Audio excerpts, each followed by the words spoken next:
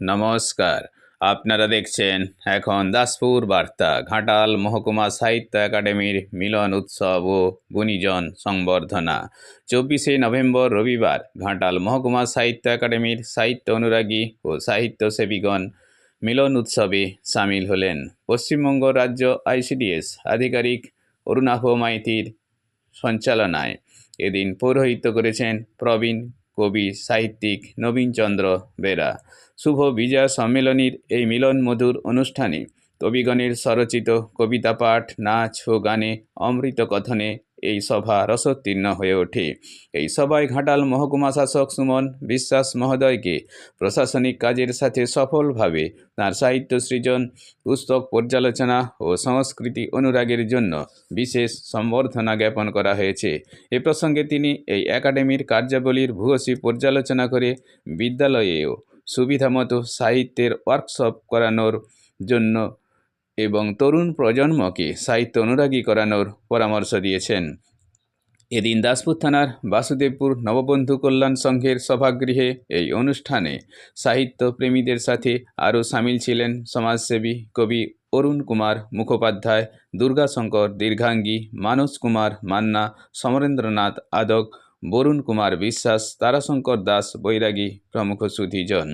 এদিন এই একাডেমির সম্পাদক ডক্টর পুলক রায় সবাইকে শুভেচ্ছা জানিয়ে আসন্ন ডিসেম্বর মাসে দাসপুর সাহিত্য সংসদের 23তম বর্ষ উদযাপনের বার্তা দিয়েছেন।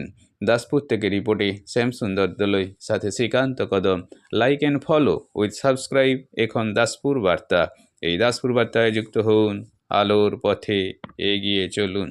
আমাদের তরুণ প্রজন্মের ছেলেমেয়েরা খুব বেশি এই সমস্ত বই পাঠের প্রয়োজনীয়তা উপভোগ করছে না, এবং তারা যে তাদের সাহিত্য রচনাও করা উচিত, সাহিত্য রচনার মধ্যে দিয়ে তাদের সৃজনশীলতা বৃদ্ধি করানো উচিত, সেটা হয়তো তারা ঠিক বুঝতে পারছে না। বা আমাদের অভিভাবিকারাও অনেকটাই বেশি হয়তো যে মেটেরিয়ালিস্টিক সোসাইটি তার প্রতি এতটাই তাদের নজর হয়েছে বা ছেলে মেয়েদেরকে সেই দিক থেকে তারা উদ্বুদ্ধ করছেন যে সামাজিক যে বিষয়বস্তু সম্বন্ধে জানা বা তার একটি ছাত্র বা ছাত্রীর মধ্যে মূল্যবোধ তৈরি করা, সেই জায়গাটা হয়তো আমরা সেভাবে অভিভাবকেরাও গুরুত্ব দিচ্ছি না। যে পাঠ্যক্রমের বাইরে তাদের কিছু বা তাদের জীবন জীবিকার জন্য যেগুলো লাগবে না বলে তারা ভাবছেন, সেগুলিরও যে একটা গুরুত্ব আছে জীবন বোধ গঠনের জন্য, জীবন গঠনের জন্য, সেগুলিকে তারা হয়তো উপেক্ষা করে চলেছেন। এই কারণেই কিন্তু আধুনিক প্রজন্মের ছেলেমেয়েরা খুব বেশি সাহিত্য মনস্ক হচ্ছে না।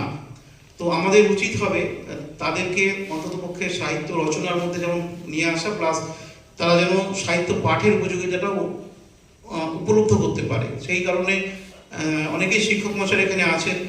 তো আমাদের সময় আমরা যখন পড়াশোনা করেছি আজ থেকে প্রায় 30-40 বছর আগে, তখন আমরা যেটা দেখেছি যে বিদ্যালয়গুলি থেকে পত্রপত্রিকা প্রকাশিত হতো প্রায় প্রতি বছর নিয়ম করে, না হলেও দেয়াল পত্রিকা প্রকাশিত হতো।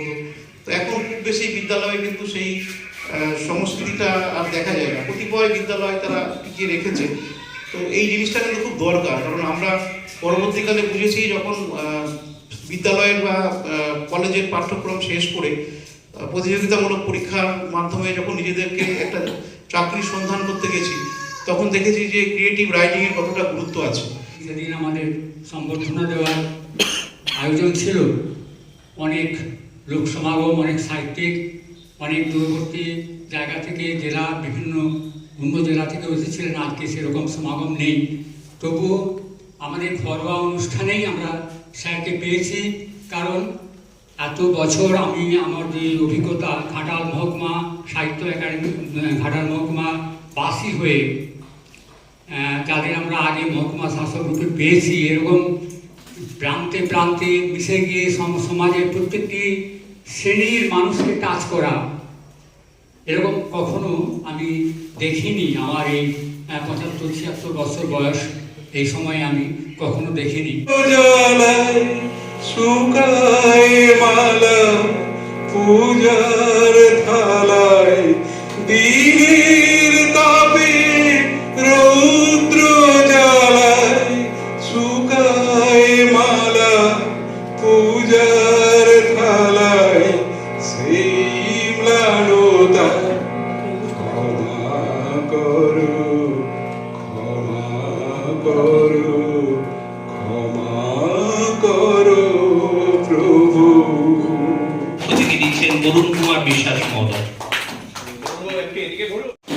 সুমধুরভাবে এই স্মৃতিকে উদযাপন করুন। আমার আমন্ত্রিত ছিল।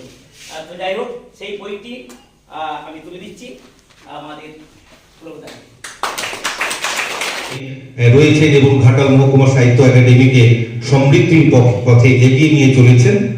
শুধু আবেদন করব যে আপনারা আমাদের সঙ্গে থাকবেন, বেঁধে বেঁধে থাকবেন এবং শুধু সাহিত্য সৃষ্টি নয়, শুধুমাত্র কিছু কবিতা লেখা, গল্প লেখা এর মধ্যে ব্যাপৃত নয়, আমরা যেন আমাদের সাহিত্য একাডেমিকে আরো সাংস্কৃতিক এবং সামাজিক কর্মকাণ্ডের মধ্যেও ব্যাপৃত করতে পারি সেই প্রতি। এটা আমাকে অত্যন্ত আনন্দিত করেছে এবং মঞ্চে যারা আছেন আমরা প্রত্যেকেই আত্মজন, একেবারে কাছের মানুষ। এই পুরোহিতা থেকে শুরু করে পুরোহিতা তো কোথাও মানে বলাই যাবে না, মানে এতটা কাছের মানুষ।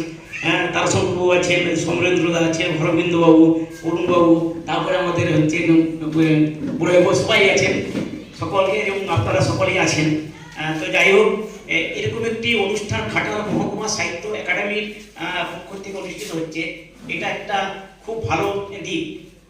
আমার মনে হয় এই যে কিছুক্ষণ আগে অরুণবাবু মানে পত্রিকার ব্যাপারটা বলছিলেন, সত্যিকারে এত বড় একটি পত্রিকা মানে এখান থেকে এই ঘাটাল এলাকা থেকে বের করা চারটিখানি কথা নয়, কিন্তু সেটা বের হচ্ছে, প্রকাশিত হচ্ছে।